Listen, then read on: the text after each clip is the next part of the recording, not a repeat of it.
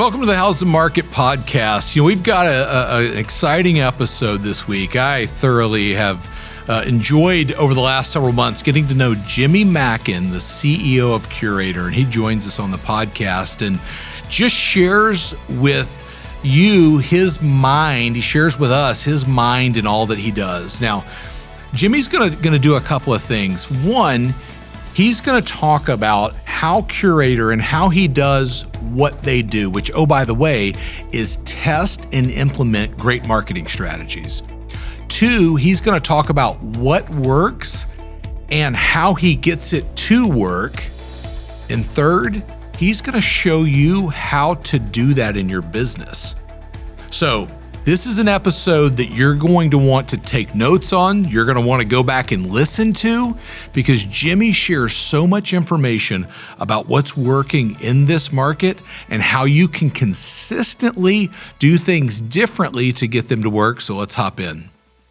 Jimmy, I'm excited to have you on the podcast today. I know I'm a fan of the show. I listen to the podcast, so to be on is both an honor and excited to share, any wisdom we can with your audience today, David. Well, we're excited. I'm excited. I was thinking back, at KCM, we're always trying to share information that people are talking about. We share things that you say, from time to time. But for everybody listening, they probably heard your name. Maybe they've seen you on a webinar or seen you speak. Tell us your story. Like, how'd you get into the business and get started? Well, it's funny. I was thinking about this before the call, actually, ironically. I've been in real estate. I've been in the real estate industry since 2007. Okay. So I started a technology company. If you want to call it a company, it was just two people. So company might be generous. With my partner, Andrew, we created a company called NH Dine. And the idea was to put restaurants online, get their menus online. This is 2006, 2007. And so we went to the bank to get some funding to help us support, kind of the development of this, and try to raise $1,000. The bank said, no, we're not going to give you any money. It's, we're not going to support this, which is very prudent of the bank in retrospect, because they would have lost that money. So to fund the startup, I got a job actually at a mortgage company. I worked at Aegis Home Lending. And I was the youngest employee in the sort of history of the company. So fairly large organization, probably about 1,500, 2,000 employees. And I became a loan officer. So at the time, and it was like in 07, 08? That was probably 06, 07, right? Right. Gotcha. Yeah. So the timing, David, was all right. I was on the tail end of the subprime kind of boom and bust. And it was an incredible experience for me getting a job in sales, and B, kind of getting exposure to both the financial part of real estate, but obviously kind of the consumer part of real estate.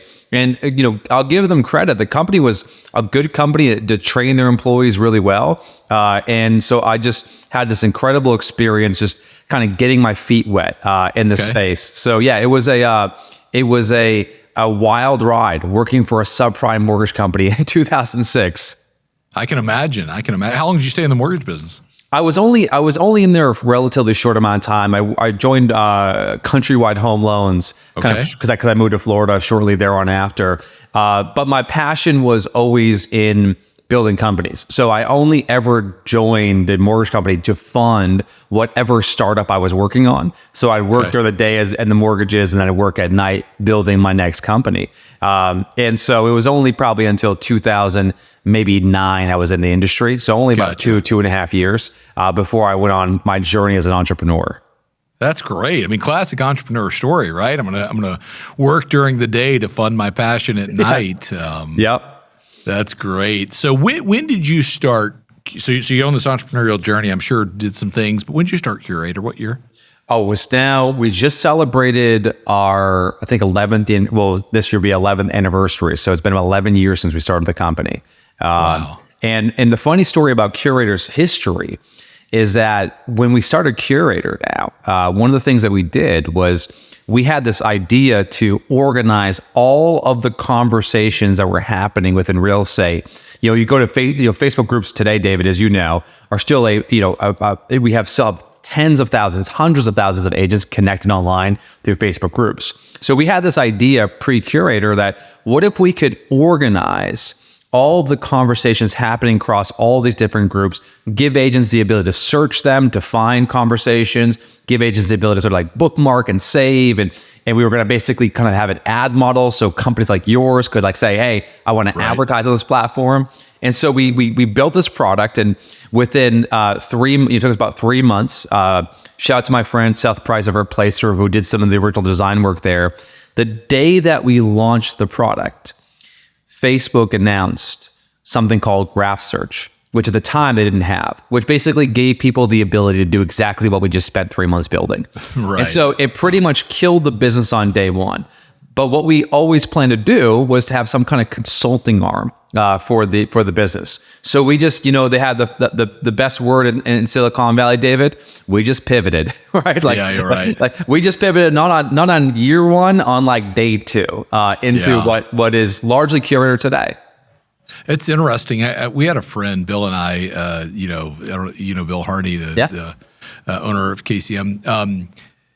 We had a friend that they did the same thing. They built a product, and literally within 30 days, Google came out and they're like, "Guess what? We do this for free." And that journey and that story is, I know, is one to go through. That you're like, "All right, we're going to do something different. We're going to pivot." So fast forward to today. Yep.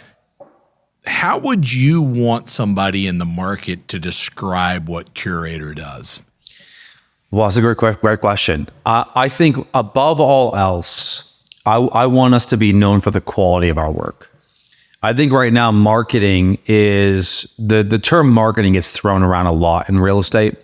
Sure. And what I tend to see when people talk about marketing, I tend to see sort of this attraction towards programmatic advertising.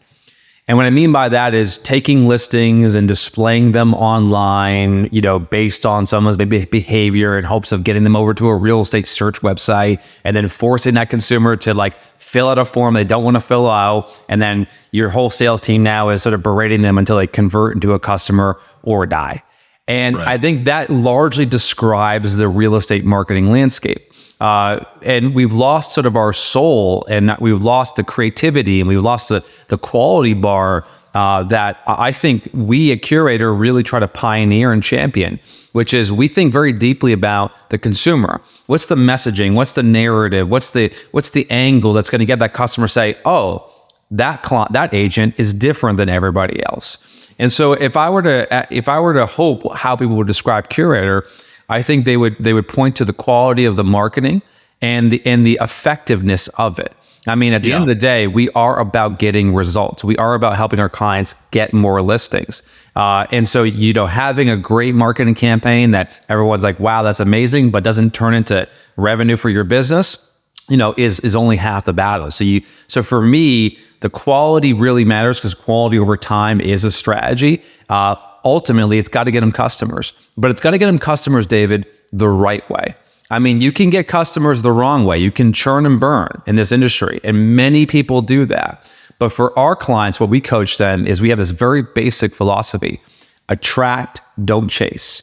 Attract people to your business, don't chase them. And I know that for the work you guys do at KCM, we are so philosophically aligned on this idea of like providing education is one of the best ways to attract customers to your business. Yeah, I mean, that's what we, fundamentally, that's what we believe. I always tell people, Jimmy, and you'll have to come. I've invited you. I want you to come see our office here in Richmond, Virginia. But when you come in, there's a wall that says we believe every family should feel confident when buying and selling a home.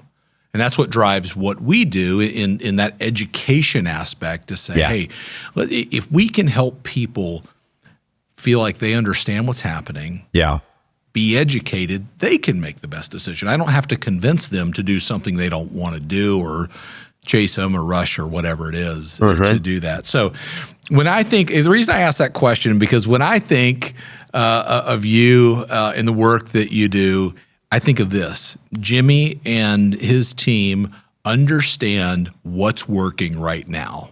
And I want you to talk about that, because just a sneak peek for everybody, and I'm not going to go into it. Jimmy and I were on a call over the holiday working on a program with Tom that's going to release here this year, Tom Ferry, in his coaching world to help people really, really implement some things that are working. But what is the process that you go through to where you can come out and say, this works? Because I've seen you do it, but I haven't seen that process. Yeah, the secret sauce, if you will. So tell us. I want to know. I want everybody to know. Well, the first thing, if you want to improve your output, you improve your inputs. And so what I consume and what I read and who I follow and the brands I try to emulate, very few of them are within the real estate industry. And so, I'm like my guy, Steve Harney, who I'm like the biggest Steve Harney fanboy. I follow him on Twitter, just watch him argue with people all day long. Like Twitter is one of my go-to sources to find really creative marketers, copywriters, designers, video editors, thought leaders in this space as a means of trying to understand, okay, I'm trying to get my finger on the pulse. What are the great brands doing? And what I generally try to do is I generally try to study brands that don't have, and this is important, I generally study brands that don't have sales teams because sales can masquerade bad marketing.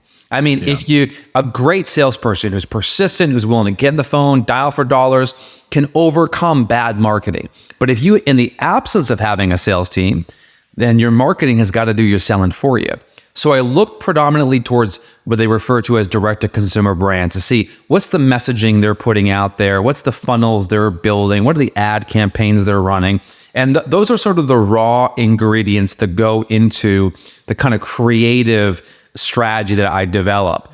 From there, and again, if you want to be in, like, this is one of the things, if you get stuck, one of the best ways to get inspired is to do research. Anytime I'm stuck, I'm like, let me just start researching things. Let me start pulling on some threads. And then instantly kind of ideas start to materialize in my brain.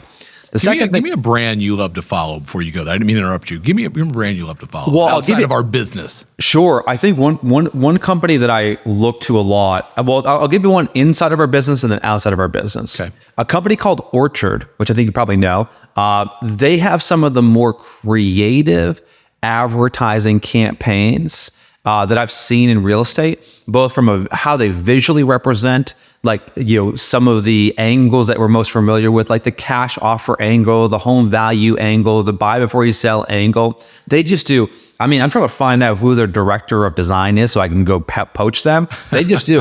They just do such a wonderful job. And I'll give your audience a quick pro tip here. Both Meta, which is Facebook and Instagram and WhatsApp, and Google have tools that allow you to search all of the active ads brands are running. Google has something called the Google Ad Transparency Center. So the Google Ad Transparency Center, clearly an engineer came up with that name. You can go to Google and type in orchard.com and you can see every single Google ad they're currently running. It's unbelievable in terms of the visibility insight we now have as smaller businesses and smaller brands. You can then also do the same thing with the Facebook ad library. TikTok also has the same thing, but it's not nearly as robust. So you can kind of find a brand and then dig into their ad accounts. It's all available to you. On the consumer, on the non kind of consumer side, I think of actually a person immediately comes to my mind. There's a marketer by the name of Dara Denny. It's Dara Denney. And what she does is she worked for an agency in New York, and she studies and breaks down these brands. And so I'm always discovered, like, Magic Spoon is a cereal company that, I think you've probably seen that brand. Like, they do like low carb, high protein cereal that kind of looks like kid cereal. They do amazing advertising. Brands that are like who are trying to attract millennials like me. Whether, I'll give you actually a good example. One Medical, the company got acquired by Amazon. They do a great job. All the like, I call like more of the new healthcare tech businesses, like Hims and Keeps. Like, these are like, for everything from ED to hair loss to like all these other like things like are kind of what I call people normally don't talk about. They have to like raise awareness to their audience to attract them. So those brands do a great job. But I would say this is a tip actually, David, that I got from Brian Chesky, the founder of Airbnb. not personally through a podcast. I don't know Brian Chesky. Just for a disclaimer. I listened to Brian Chesky say something, and I never forgot. He goes, if you want to learn anything, before you start digging in and researching, you have to find who the source is. Who is the best person to follow? Who is the person that most of the smart people are quoting and the smart people are saying retweeting or posting or sharing or referencing? He goes, spend the time when you're doing that discovery to find really smart people, because when you find that person, you're going to be able to accelerate your learning curve like an order of magnitude. So what I would say for our audience here is tuning in is look at Dara Denny, look at the brands that she covers. It's going to help you kind of find brands you otherwise would never find who are doing great advertising and marketing. That's good. It's fascinating in the, the way you break it down and looking external. So talk to me about the last year, because really where I want to go with this, some things that you did last year, because I want to turn into this year in just a minute. That's coming around the corner. But as you take that research and information gathering and all the work that you and your team are doing, what over the last 6 months has really worked? So I'm going to answer that, but before I do, I want to make sure I don't actually lose a thread here, because there's one last step in that process that I want to dive into, which is, so let's say you're looking for brands externally to get inspired. You've got some inspiration there. And then the next thing that I do is I say, what's happening right now? What is happening at this moment? And this is why, shout out to you guys and what you do in terms of providing consumers or providing our industry information that's like relevant today, is I try to take those two things and bring them together. What I mean by that is like, let's take as an example, you guys talk a lot about where home prices are going this year. And so a report you guys might put out around, hey, home prices are predicted to go between 3 and 5% or whatever the number ends up being this year. Well, that's a relatively recent event, some news, right? That we want to get in front of consumers. So I'm typically combining some kind of evergreen angle with something that's relevant and timely, because I want to reach out with them, something that's relevant, timely. Those are sort of the ingredients that we have in place. And then what we do next, once we have that in place, what we do next is say, okay, we have to test this in a small and simple way. And so whether that's through email marketing or through social media marketing or some type of some tactic, we have to get some early signals and early validation. And so once we get out the door and say we do an email, we get a good response rate, good open rate, good click-through rate, good reply rate as an example. And this is where everyone misses out, and it's important, is now you have to do the land and expand strategy, which is to say that you have to say, if that thing worked on email, that will likely also work as a social media video, as a direct mail piece. It could actually even work as a text script to your database or your prospects. So a good idea can compound across all the different distribution channels in which you can reach a consumer. So you do research to find great ideas, you take a look at what's happening in the market today, you do some kind of early validation to get some instant results, and then once you say, hey, this is working, boom, step on the gas, right? Get it out. Is there a platform that you like or you recommend for early validation? Without a doubt, email marketing.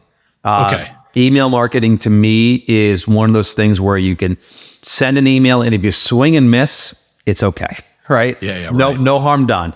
And it's also, there's a level of friction between, let's say, a like or a comment versus a reply. So if I'm getting lots of replies on an email, as an example, and you asked the question, what's working right now? If I'm getting lots of replies on an email, I know, man, that thing is going to crush on social. That thing is going to, if I throw up an Instagram poll, that thing is going to kill. If I put together a direct mail campaign, and send that to my farm, I'm like, I think that's going to have a ridiculously high response rate compared to maybe what I would normally do, which is a standard just listed, just sold campaign. Right. So you're starting, in my words, you're kind of starting these little fires and trying to figure out which ones to pour gas on and say, hey, that's one we want to run with. That's exactly it. And I'm probably, it may have been Charlie Munger, may have been Warren Buffett, but someone said like, once you figure out when something works, like don't stop doing it. And right. I think a lot of us in marketing kind of move on to what's next. So before you go into what's working right now, give people just a snapshot of something in the rearview mirror, maybe to connect this idea that worked really well in the second half of the year based on what was happening, because we saw a different market that you saw success with. I'll give you a really relevant example. Last year, I think if I were to use a word to describe last year, besides depressing, the word I would use would be volatile. There was a lot of volatility. And so it was volatility emotionally. I mean, there was ups and downs, and I tweeted this back in. Maybe I think it was probably early April, maybe early May. I'm like, don't get it twisted. I'm like the little bit of momentum we have right now. Don't stop doing the things, the marketing and the sales, because like this is probably not going to last. And so I was trying to raise the alarm to the industry that we have such a recency bias that if it's going in one direction, no, it's only going to keep going in this direction. Right. And so last year was a year defined by volatility. And I think all of us are hoping that the opposite is true for 24. Sure. And so a campaign that worked really well last year was leaning into that volatility. So I had this script that we used, which is as interest rates were rising or interest rates were falling, which felt like it was happening like on a weekly basis. Pick the week or the month. Right, exactly. Right, throw a dart at the dartboard. I would say this could be a text, it could be an email. I'd say, should I contact you if rates fall to, and insert the number. Now, the beginning of the year was like 6s, then it became 7s, then it became like below 8, right? But this, should I contact you if rates fall below X? And this is what we kind of refer to as like a qualifying question to determine whether or not this person is at the very top of the funnel, where they're just at the early part of the exploration, or if they're more middle or bottom of the funnel, where they're just waiting for the situation in the market to adjust for them to make a move. That campaign was such a great way, such a simple way to say, hey, interest rates are moving really quickly. How can we use that volatility to maybe have, get people to raise their hand so we can better assist them and serve them in the process of buying or selling a house. Right. On the flip side there, David, you can also go from a listing attraction angle, which is at what rate, because you and I both know, like lock-in is and was very much an issue. Sure. And so we would ask the question, at what interest rate are you a seller? Right. And we would say 7.5%, 6.5%, 5.5%, or I'm never selling.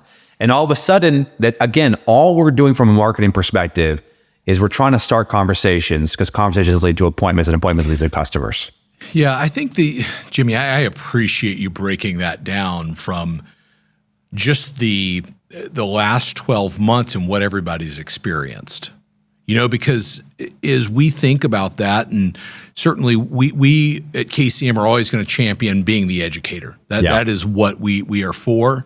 But we get into times in our business right there where people think there's nothing I can do, right? If I'm in a rising or volatile interest rate environment, there's nothing I can do. But the example that you've given is an example of what I would say in the, to use like a sailing analogy, it's tacking, it's sailing into the wind. Yeah. That's what it is, right? And listen, if 2023 was defined, it would be wind in our face, right? And I'll say 2024, I don't know that we're going to see a strong gust behind us, but I don't think we're going to have that heavy wind in our face. Now, I'll tell you something that's interesting too, just as you are doing what you do. We released, as we're recording this podcast, 5 days ago, we released or did a video at KCM about the number of buyers that stopped their search in 2023 due to mortgage rates.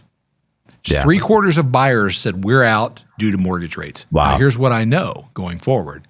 That will change in 2024. So the question is, were you a buyer at that point that did that? And a lot of people come back and are like, we don't need any more buyers. We need sellers. Well, oh, by the way, guess what? Yeah. Majority of buyers also are sellers. That frees up inventory, and that increases velocity in the market. You remind me of a campaign that we've been coaching our clients on, that we coached them on last year and we're going to continue to coach our clients on this year. And it's a great observation, is that we know that they're, like, you can call it sort of the attachment rate of listings. So if you have a buyer lead, if you have 10 buyer leads, how many listings are going to be attached to those buyer leads? Maybe in your market, depending on the market, it might be 2, it might be as high as 4 or 5, depending on, every market is different across North America. So the challenge is, if you get into the psychology of the seller and think about, okay, imagine this person, because we can't convince someone who doesn't want to sell their house. What we can do is guide someone who wants to sell their house to make an informed decision.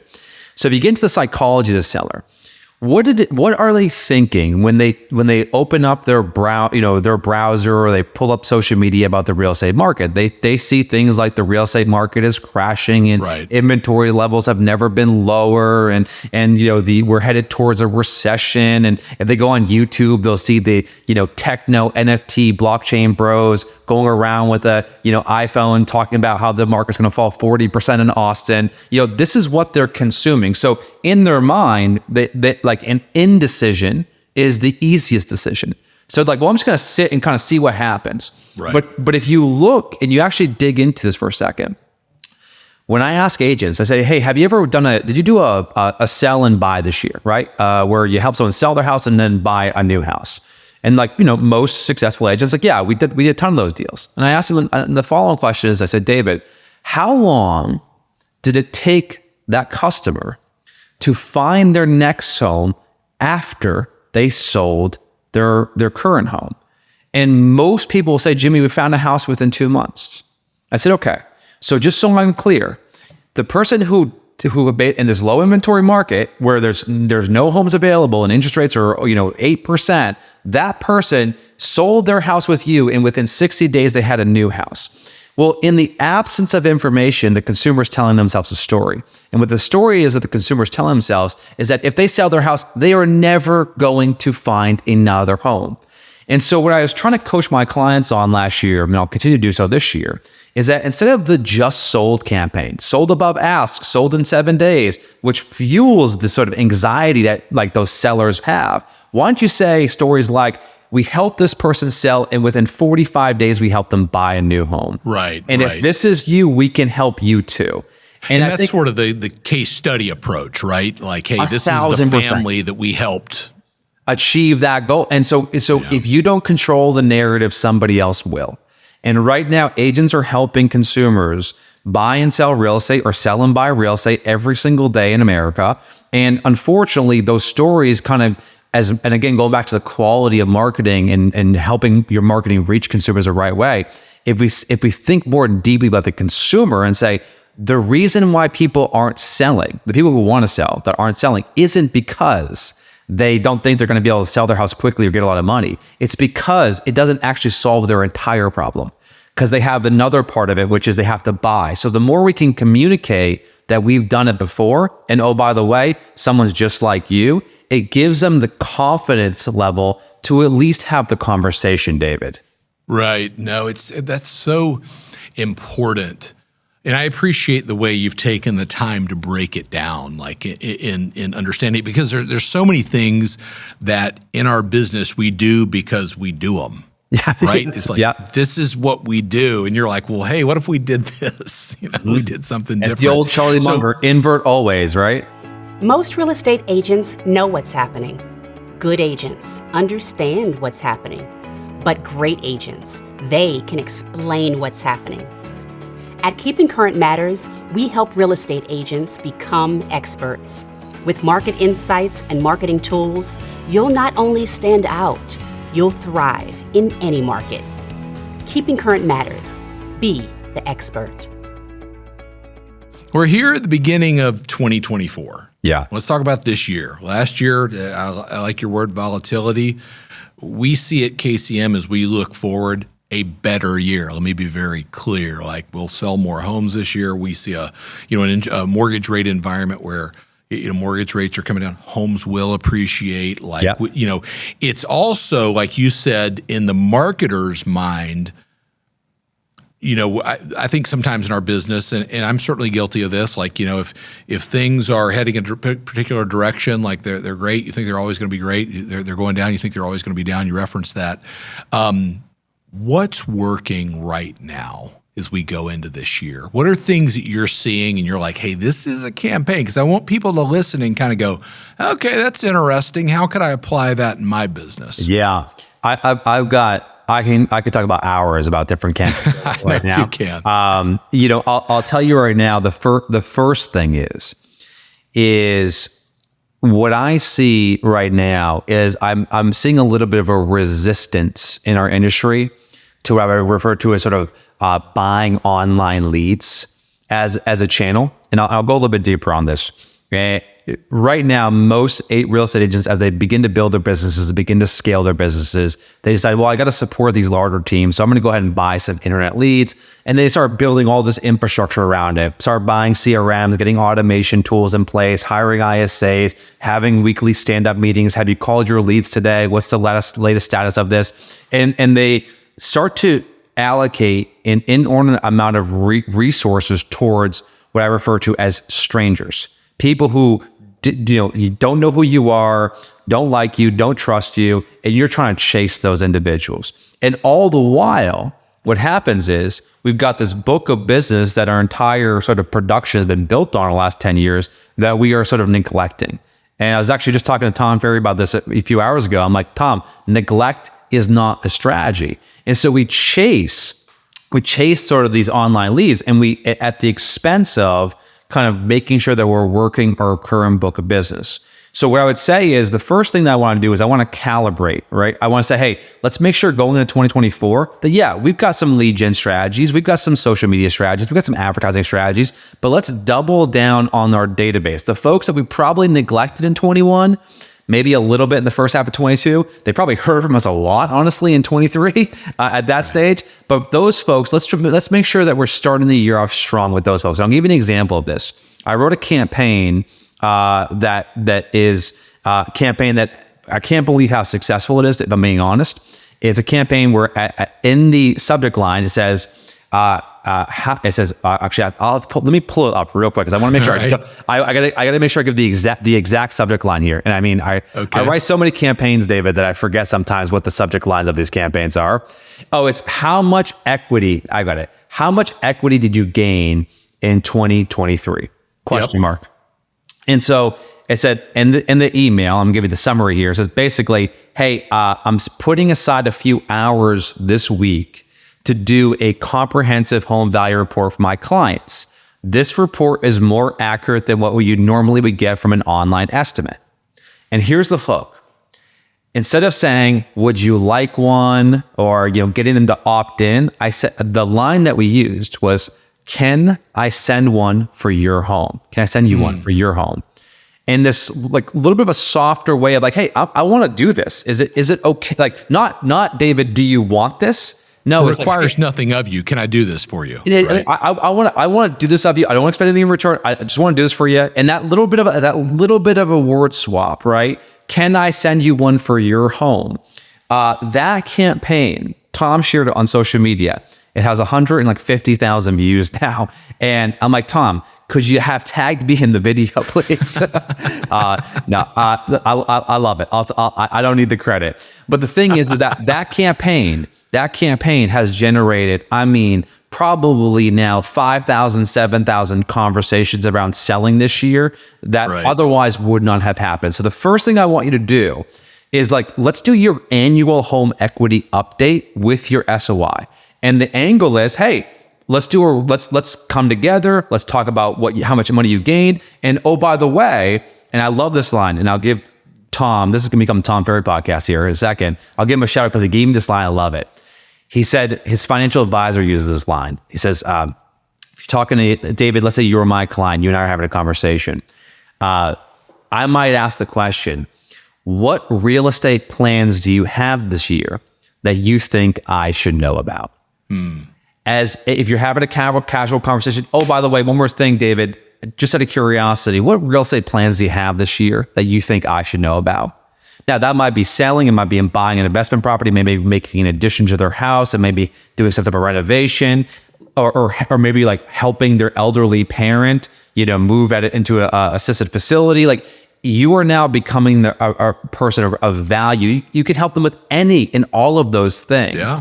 So I just think like doing an equity update with your SOI is mission critical right now, and then turn those conversations into either referral conversations or service-based conversations to help drive some initial momentum in the business this quarter. No, it's really good. And I like that last question there. What plans? Say it again. What real estate plans do you have that you think I should know about? Yeah, it's just out of curiosity. What real estate plans do you have this year that you think I should know about? What you said something on the front end of this equity campaign. I love the way you broke it down. So you said you were surprised by it. What surprised you by that? Do you think it wouldn't be that successful, or what was your surprise? No, I did not think it was gonna be that successful. I wrote it on my iPhone in about 3 seconds, and I'm like, this is actually pretty good. I'll share this. And this is the problem with marketing. If you bat 300 or 400, you're in the Hall of Fame, right? Baseball, in marketing, you kind of don't really know what's going to really resonate. I mean, I spent hours, weeks on campaigns only to have them completely fall flat and get no response. And then I'll casually, be taking the kids to school, come up with this idea and write it in my, my iPhone notes. And all of a sudden it just catches fire. And what I've learned about it is in marketing, it's normal, and you should expect 70 to 80% of the things you do to fail, which is why, from a positioning perspective, we have to have a massive bias for action. We cannot be these starving artists that are sitting in the lab, worrying about every single word in that. Like, we got to get in motion here, because until it's actually live in the wild, we really don't know how consumers are going to respond to it. So I think from my perspective, the reason why I didn't know it was going to work so well, because it felt too simple. I'm like, this is it felt too, and also the effort I put into it wasn't equal to the impact it had. So then there's always that kind of component. It's the equivalent, David, is like when a real estate agent makes like $2,000 on a deal that took them 4 months, that the contract fell for 4 or 5 times, right? And they turn around and make $125,000 on a deal that closed in a weekend. There's a little bit of guilt in that, right? Like a little, not enough, but like a little bit of guilt in that. And they're looking for more. So yes, that's it. More of those deals. No, I hear you. It's interesting perspective. I think the idea of what is happening in the world or in our business, how can I then leverage that idea, test it, and then if it's running, run with it, right? How do I pour gas on that fire? So let's stay on the equity conversation. So you send this message. Can I send you how much your home's grown in equity? Yep. What do you then, how is the sort of next step path on that? Are you like, I'm going to Facebook, I'm going to Instagram, I'm going to LinkedIn? What's your path there? This is the cheat code what I'm about to share with your audience right now. So let's say you're my client, and let's say, David, you bought your house in, let's say, 2015. Let's say you're in one of the markets that wasn't a sort of like, maybe not Austin, maybe it's been a market where it's, it's climbing pretty steadily at this stage. Well, in the last 3 years, you have likely gained, 30 to 50% equity on your property. So you bought it in 2015, it's probably up 150%, but in the last 3 years, probably going between 30 to 50% of equity in your property. So that is what I refer to as a marketable moment. Something that's actually surprising, because even if I were to say let's say last year, after I did my CMA for you, last year, let's say you picked up $35,000 in equity. So while everyone's saying the real estate market's crashing, one of my clients actually gained $35,000 in equity just in the last 12 months. What I would then do is I would go to social media. I'd go to Instagram specifically, and I'd create an Instagram story, and I'd also create an Instagram reel where I'd say, I just did a CMA. I would not explain what a CMA is. I just did a CMA for my client, and they were shocked to learn they gained $35,000 in equity. Do you want one for your home? Yes, absolutely. What is a CMA? Those are sort of the 3 options I have. And that's like a poll you pop in after that? That's a poll, exactly. Okay. So I tell the story. I probably would even take a picture of the CMA, right? I'd hide the address. I'd hide the contact information because I'm not going to give away their personal information. Take a picture, go to social media. I just did this. My client gained $35,000 in equity in the last 12 months. Do you want one for your home? Or more accurately, can I send one? Can I send one for your home? Yes, absolutely. What's a CMA? And that what I'm doing is I'm taking this conversation I'm having with my SOI and I'm now amplifying it through my social media brand. And as people are saying, yes, absolutely, what's a CMA? I'm now sliding into the DMs and having conversations and kind of growing my audience, growing my connections in a very organic way. Now, the conversation, David, I'm going to have with someone who opted in to that, who said, yes, I'd love to learn more, is going to be a conversation that's 10 times more efficient than buying an internet lead that I've got to chase. And so what I want agents to do, especially agents who are watching right now, it doesn't have to be your listing. Like you can say, I was just talking to my colleague who we were reviewing one of their clients. Like if you're a newer agent as an example, so you can spin off that.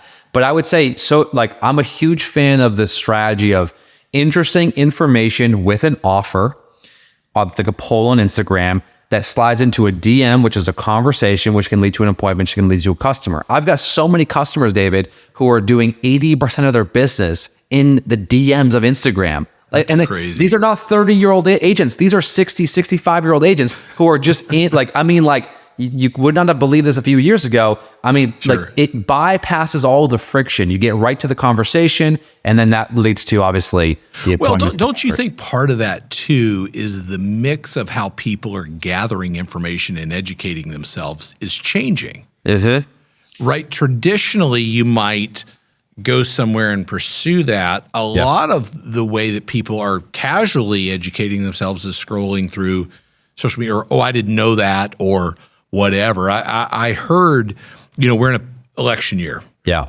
That in this election year, podcasters will have more influence than mainstream traditional media sources. Yes. Right. And I think that trend bodes well for us. Yeah. Right. We can change the way that people gather and consume information and education in our business, right? And convert it into this pathing, like you just mentioned, via social media. Well, there's the founder of Wired, and I'm going to forget his last name. His first name's Chris, and someone will help me in the show now, so we link to this. He said this maybe 5 or 7 years ago. He said we went from the age of information, which is obviously the advent of the internet, into the age of recommendations.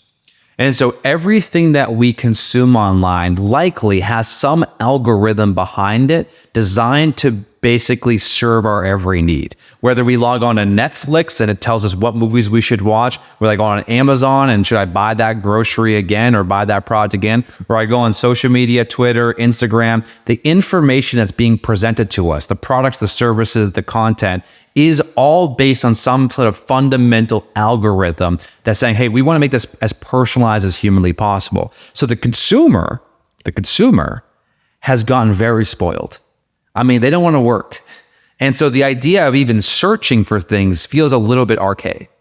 Yeah. And so what I think we have to recognize is that as consumer behavior evolves, so does our strategy. So what I would be doing is, I'll give you another example, going back to your original question of what's working right now. I've got a client, Brad McCollum, who's with Real Broker, does amazing work up there. He's a guy who's been just absolutely killing it with video. He built his entire business on video. And so I've been trying to convince him to get into email marketing. And he's got a wonderful team that's been actually executing this. But I said, the thing that we need to do, and I got to give a shout out to my guy, Sharon, who has been a huge advocate, Sharon, the president of Real, huge advocate of the strategy, which is a deal of the week strategy, which is, think about this as, David, everybody has access to Zillow, Redfin, Homes, right? Realtor.com. Everyone who's in market looking for homes probably is subscribed to some type of listing alert. So everyone has access to everything, but everything is not what consumers are looking for. They're looking for you. all right, the professional, to recommend what they should be looking at. We live in the age of recommendation. So what the deal of the week is doing, the deal of the week is basically saying, we are going to do the heavy lifting of clicking and filtering and sorting and finding homes that are actually good deals. And we're going to spoon feed that to you in an email campaign to say, hey, I've done all this research. I found a great property based on the comps, based on the area. This thing is probably not going to last more than 7 days. Would you like me to get you all the details? And David, we're delivering that to the consumer. The consumer is not going to contact us and say, hey, David, do you have any good deals? Right. Like, I don't go to Amazon and search for show me good products. They just appear. So I think from a again, wrapping our head around this idea of consumer behavior can inform how we think about marketing and how we think about acquiring customers.